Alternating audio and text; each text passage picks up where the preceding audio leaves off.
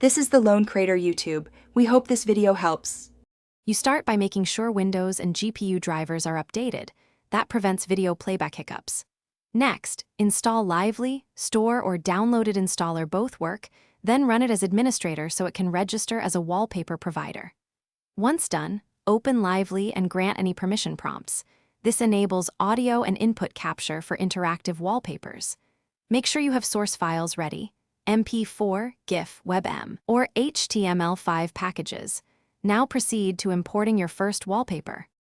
You import content by dragging an MP4 or GIF into Lively or use Add Wallpaper to point at a folder or URL. That's how you bring assets in. Once imported, open Properties to set performance options, pause on battery, FPS limit, and GPU priority, so you balance visuals with system load. Then map the wallpaper to specific monitors, enable audio playback if desired, and set looping or seek behavior. Make sure interactive HTML wallpapers have permissions and correct start script so interactions work. You finish by fine-tuning. For HTML5 wallpapers, add custom scripts and event listeners so mouse and media controls behave properly.